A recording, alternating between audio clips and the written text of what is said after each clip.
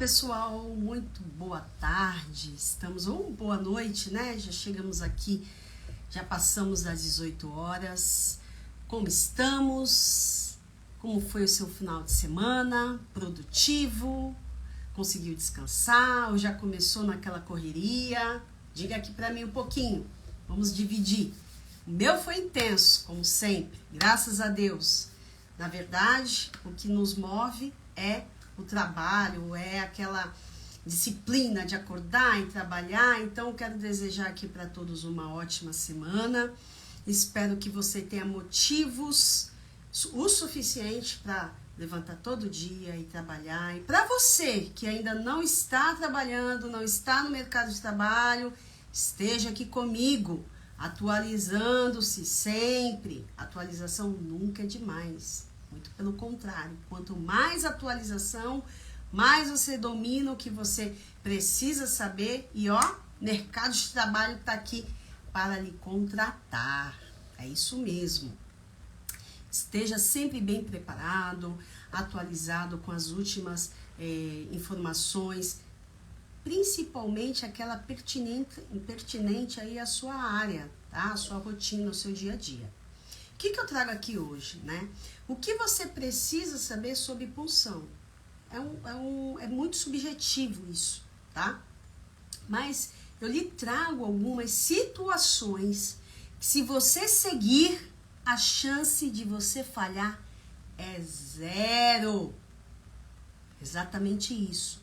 Se você seguir, é zero. Ah, mas eu não tenho experiência, eu nunca puncionei, eu só ficava olhando no estágio. Queiram vocês saberem que eu também passei por isso.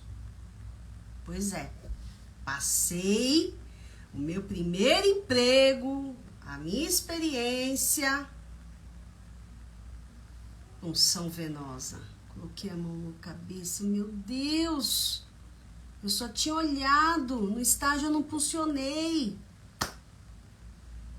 Mas eu tinha o conhecimento, eu tinha as diretrizes, o passo a passo, montar a bandeja, porque o seu recrutador, o seu professor, o seu líder, seja você já esteja ou não no mercado de trabalho, ou esteja avaliado, ele te examina, ele te repara, desde a montagem de uma bandeja. Então, tinha esse conhecimento. Eu aprendi lá na teoria, no meu estágio, preparar a bandeja 2 pontos, reunir o material. A bandeja precisava estar limpa, precisava ter passado pelo processo de desinfecção. Olha, com álcool. Álcool 70, resolve a vida de todo mundo. E eu preparei com material relacionado ao tipo de paciente que eu tinha. E quando eu falo selecionado o material de acordo com o paciente que eu tinha, era, traduzindo, escolher o calibre do dispositivo de acordo com o objetivo a que era proposto. Naquela ocasião era para ser infundido lá um soro ringelactato, eu lembro muito bem. Era uma clínica de oftalmo, não tinha quase punção venosa, mas naquele dia, eu digo assim, eu agradeço a Deus que teve. Fiquei com medo, viu? Na hora que a minha líder, era uma enfermeira, inclusive, falou, vamos lá. Você não aprendeu a técnica? Vamos lá. Aí eu, não, mas eu só tive a teoria, eu não funcionei. Sempre há a primeira vez. Sempre há a primeira vez. E fui lá. Com a minha... Ficou do meu lado, claro. Faz parte. Segui o passo a passo. Se eu fiquei nervosa, todo mundo fica ansioso. Mas uma coisa eu tinha certeza. Eu sabia que eu tinha que utilizar luva de procedimento. Eu sabia que eu precisava utilizar um óculos de proteção ocular, né? Na verdade, um óculos de proteção. Por que o óculos de proteção? Porque poderia ter respingo. Então, aquela pessoa que estava me avaliando, fiz a higienização das mãos, primeira coisa, tá? Então, a pessoa que estava me avaliando ali, no momento, ela, nossa, olha, higienização das mãos, paramentação, óculos de proteção, luva de procedimento, peito aberto, com coragem, para escolher. Escolha do acesso, do sítio de inserção. Inclusive, isso está dentro do manual das diretrizes da Anvisa. A última revisão, atualizada. O sítio de inserção. Então, eu sabia que, na teoria, a escolha era de baixo para cima. Dorso da mão, face ventral do braço e antebraço. Olha quantas informações eu tinha.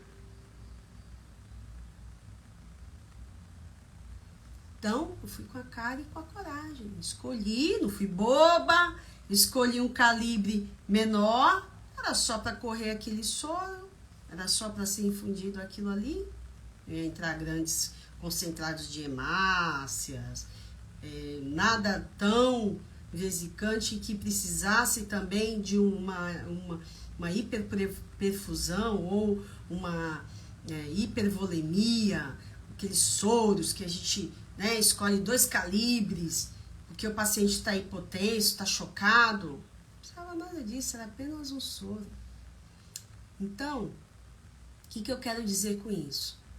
Quando você for realizar uma punção, vocês, eu tô inseguro, vai lá, dá aquela namorada, dá aquela avaliada ali, deixa eu ver meu paciente, a punção, o sítio, deixa eu olhar, é um idoso, tá fragilizado, né, as veias estão bem frágeis, é uma criança, enfim. Ou não, é um paciente adulto. Olha que veia calibrosa, mas cuidado com isso. O que eu quero dizer? Por que você vai investir no calibre? Nossa, vou, sei lá, um Gelco 16. Inclusive, vou mostrar aqui o calibre. Se ele vai só ser infundido um soro, não precisa de tudo isso. Por que eu digo isso? Que além de estar na literatura, que você tem que escolher o calibre de acordo com o objetivo a ser proposto ali, no caso é um soro, não tem nada além disso, não tem expansão rápida, não tem que correr volume rápido nem nada, apenas... Então escolha, sabe por quê? É melhor você garantir o acesso do que você correr o risco de transfixar essa veia e você perder aquela rede venosa, aquela opção. Então, já aconteceu, tá? Um processo de uma prova prática, a pessoa utilizar um calibre, porque ela falou, não, vou utilizar esse, indo o recrutador, deu opção, olha, tem vários aqui. Não, vou utilizar o mais calibroso. O que aconteceu? Transfixou. Teve que repuncionar. Poderia ter sido evitado? Sim. Se você seguisse esse princípio, essa diretriz. Então, quando você avaliar o seu paciente, você tem que ter em mente qual o objetivo. Não, vai ser um sorinho, tranquilo. Não, é um concentrado de hemácias. Precisa correr volume, o paciente está chocado com hipovolemia, hipotenso. E aí sim, aí você capricha. Aí você escolhe até esse daqui que eu vou mostrar. Olha o calibre desse. Esse aqui, o Gelco 14. Veja bem.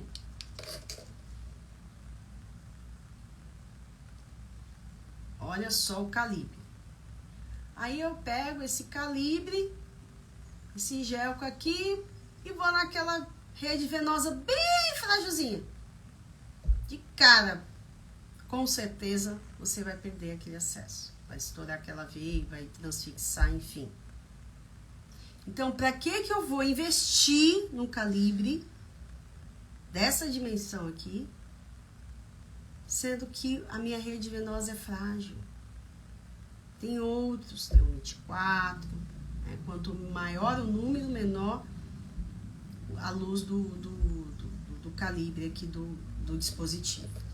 Esse é só um exemplo. Tem scalp, tá? Tem outros tipos de dispositivos. Isso aqui é só para elucidar, para clarear, para que você entenda que um sucesso de uma punção bem-sucedida e de uma punção venosa, ou uma punção bem-sucedida, ou sucesso para que você obtenha aquele êxito na hora de realizar ali, administrar o medicamento, é a escolha do calibre, o perfil do acesso ali do seu paciente, tá? Não, olha, o paciente está chocado, precisa correr volume, e aí sim, tá? Então, a escolha do sítio, calibre do dispositivo, higienização das mãos sempre. Ah, mas eu vou utilizar luvas. Eu preciso higienizar as mãos? Deve. Aliás, é o segundo passo, a segunda etapa dos 5 momentos lá para a higienização das mãos. Antes de realizar procedimento asséptico. Tomem cuidado que o seu recrutador lá, durante o processo, ele pode pedir para você, na hora, olha, já que você está realizando aí, preparando para uma punção, quantos momentos você vai utilizar aí da higienização das mãos? Eu já dei ali uma live falando sobre isso.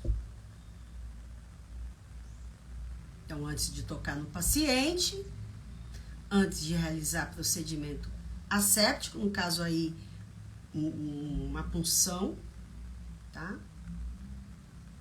No mínimo. E após tocar no paciente. Então, realizou, terminou, retirou a luva, higienização das mãos. Outro fator super importante, a cobertura, tá? Eu preciso analisar o trajeto aí desse medicamento, preciso estar atento para a prevenção de flebite. Edema, calor, dor, rubor, sinais inflamatórios. Pode acontecer? Pode. Inclusive, é um evento adverso, flebite. É difícil? Não. Dependendo da droga, se ela for vesicante, o que significa isso? Se eu tiver lá um antibiótico que seja extremamente irritável aí para os vasos, no caso a veia, ele vai irritar. E o paciente pode ficar assim com flebite. E se essa flebite não for identificada a tempo, ela causa até uma necrose. Olha só o problema, tudo por conta de um procedimento que não foi realizado de forma adequada. O que é recomendado? Recomendado utilizar aquele película transparente. É a realidade de todas as unidades? Não, não é. Olha, na minha unidade eu não tenho, isso é só para aqueles hospitais chiques. O que você tem? É um esparadrapo? É um micropore? Então, você vai fixar com o que você tem. Menos irritante para a pele, porém você vai deixar aquele caminhozinho livre. Funcionei um acesso aqui. Aqui eu preciso sempre visualizar. Eu não posso tampar tudo isso aqui cobrir todo esse local. Ainda tem gente que passa atadura de crepe, faixa, e aí torna-se aquele problemaço. Aí vai começar a ter edema, vai irritar o acesso à pele do paciente e vai causar uma necrose. Então, a cobertura é extremamente importante. Aí, ok, funcionei o meu acesso, fui, olha, super tranquilo. Concluí lá a punção, fiz a cobertura com segurança, fixei e eu preciso identificar com data da punção e ao menos as iniciais aí do profissional que funcionou. São recomendações, são boas práticas. Ah, mas onde eu fiz o curso, onde eu aprendi, não tinha nada disso. Pois eu estou lhe dizendo, precisa é recomendação padrão. Quando eu falo recomendação padrão, é que qualquer local que preza pela segurança do paciente, boas práticas em prevenção de controle de infecção,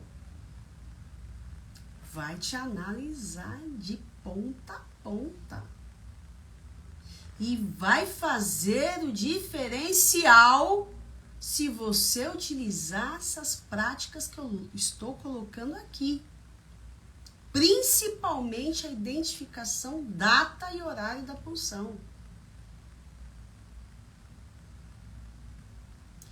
Isso é super importante. Se o acesso, dependendo se ele estiver fluindo bem, não tiver sinais flogísticos, tiver ok, tem instituição que ele pode, né, dentro do protocolo, de 72 até 96 horas. Pode ser menos? Pode, mas até, não ultrapassa isso, tá? E como que eu vou ter esse parâmetro? Se eu, ao puncionar, não identifiquei lá no... Ah, mas colocou no prontuário. E aí a pessoa vai lá nos prontuários, olha linha por linha, anotação de enfermagem, e ter a sorte de estar escrito. Porque isso é uma outra parte super importante. Tudo que você fizer no paciente, você precisa anotar. Ah, puncionei o acesso em membro superior, em dorso da mão direita. Precisa anotar o local. Retirado o acesso venoso, precisa anotar se está com algum sinal ou não de inflamatório, sinais inflamatórios, inclusive, tá? E outra coisa super importante que as pessoas não se atentam. O profissional, como as recomendações da própria Anvisa, cada profissional tem somente 2 oportunidades de tentativas. Isso é uma recomendação da literatura atual. Limitando-se até 4 tentativas por profissionais diferentes. Ou seja, o técnico lá tentou, a segunda vez não conseguiu, ele tem que passar a vez para outro. Seja enfermeiro, seja outro colega técnico ou auxiliar de enfermagem.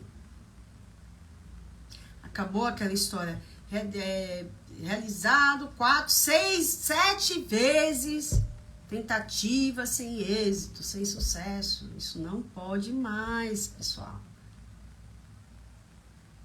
Então, a gente precisa estar atento e atualizado.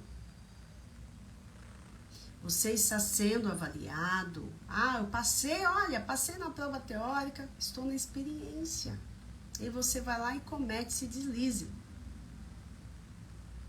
Tem profissional que não basta ainda, ele anota. Realizado 9 tentativas de punção sem sucesso. Depois da 9ª vez é que chamou o enfermeiro. É difícil acontecer? Claro que não.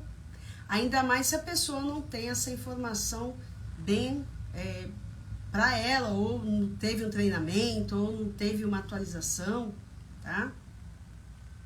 Então, para resumir o que eu disse aqui, você só terá sucesso na sua punção se você souber escolher o seu sítio de inserção de acordo com o calibre do dispositivo, seguir as recomendações de boas práticas, higienização das mãos, utilização dos EPIs, incluindo lá no mínimo luva de procedimento, óculos de proteção, atentar-se para a cobertura, no caso aí a fixação, deixando visível o trajeto da punção, para observação de sinais flogísticos, datar, iniciais do seu nome, anotação de enfermagem,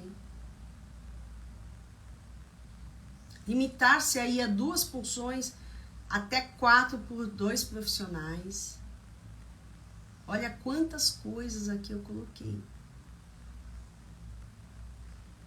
E também, algo que eu não tinha citado logo no início, o flush, o famoso flush. Eu fiz uma live só sobre flush.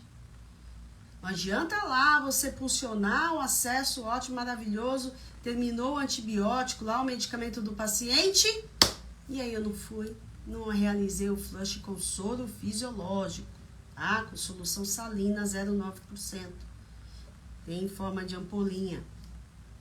Não, com água destilada, jamais. Com sorinho, solução fisiológica 0,9%. Ah, mas ele tá correndo o soro junto do antibiótico. Eu desligo o antibiótico e corre lá. Continua sendo infundido lá o soro e tudo bem. De jeito nenhum.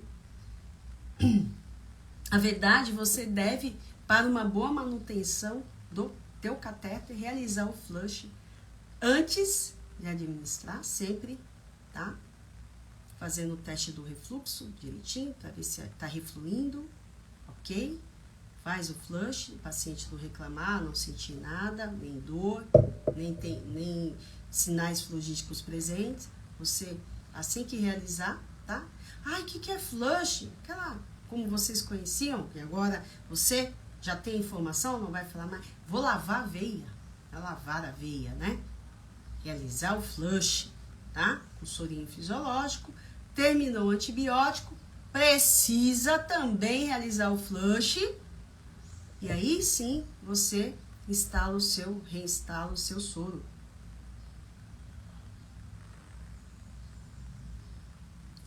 Vale a pena ressaltar que o paciente, ele está ali para uma terapia medicamentosa e qualquer intercorrência que tiver, principalmente em relação ao acesso periférico, ele é passível de notificação aos centros de vigilância, tá? Principalmente Notivisa. Então, se você vai trabalhar no hospital de ponta, no hospital que zela aí pelos protocolos de segurança do paciente, não fiquem assustados se vier ali um documento para que você realize a notificação de flebite, porque isso é algo para a segurança do seu paciente. E você, como profissional, tenho certeza que vai zelar, sim, pela segurança do paciente, ok? Na verdade, o motivo de estarmos empregados é o nosso paciente. Então, a gente tem que tratá-lo como gostaríamos de ser tratado, com segurança, com atenção, e por isso você está aqui hoje. Perdeu a live? Não conseguiu assistir ao vivo? Vai ficar disponível no YouTube, Facebook, no Telegram. No Telegram, na verdade, vai ser o link para acessar aqui o Instagram. Então, não esqueçam de dar aquele like. Se você perdeu, quando você assistir, deixa ali o seu comentário. Coloca para mim se fez sentido para você tudo que eu falei aqui. Isso para mim é um termômetro para cada dia mais a gente trazer informações, lapidar. Afinal, esse conteúdo é para você. Eu agradeço aqui os comentários. Deixa eu ler aqui um comentário, 2. Suas informações são sempre muito boas e você sempre nos traz a realidade. Isso é ótimo. Muito obrigada. Eu agradeço imensamente. Não fique triste se você perdeu. Depois você assiste aí na oportunidade que tiver. Deixa o seu like e espero você na próxima live. Gratidão até aqui. E um bom restinho aí de segunda-feira para vocês. Até mais, pessoal!